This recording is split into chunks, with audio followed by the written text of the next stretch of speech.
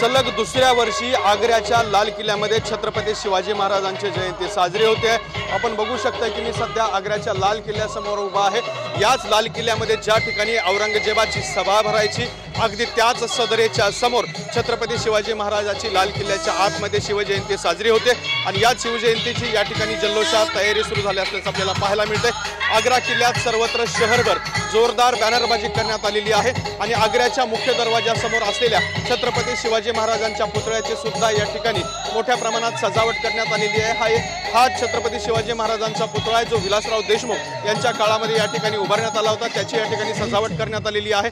मोठ्या प्रमाणात या ठिकाणी आतापासूनच लोक जमायला सुरुवात झालेली आहे। छत्रपती शिवाजी महाराजांना अभिवादन केलं जात आहे। हा सगळा जर परिसर बघितलं तर छत्रपती शिवाजी महाराजांच्या शिवजयंतीच्या या निमित्ताने लावण्यात आलेल्या बॅनरने सजून गेलेला पाहायला मिळतोय। आग्र्याच्या सगळ्याच रस्त्यांवरती शिवजयंतीचे या ठिकाणी बॅनर लावण्यात आलेले आहेत आणि मोठ्या प्रमाणात शिवजयंती साजरी केली जात आहे। प्रत्यक्षात किल्ल्यामध्ये जर आपण बघितलं तर किल्ल्यामध्ये 20x60 चा भव्य मंच उभा करण्यात आलेला आहे। 500 लोक बसतील एवढ्या खुर्च्या त्या ठिकाणी लावण्यात आलेल्या आहेत। त्याचबरोबर रेड कार्पेट सुद्धा ठेवण्यात आलेलं आहे।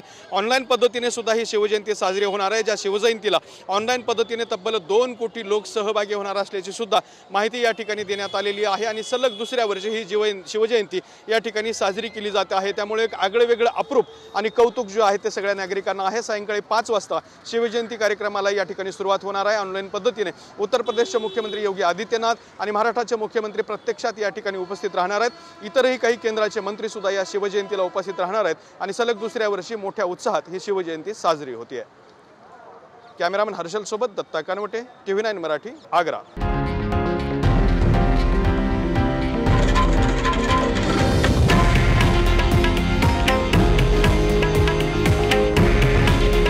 हे आहे देशातील नंबर 1 न्यूज नेटवर्क आणि आपण पाहत आहात TV9 मराठी। काळजी तुमची, हित महाराष्ट्राचं।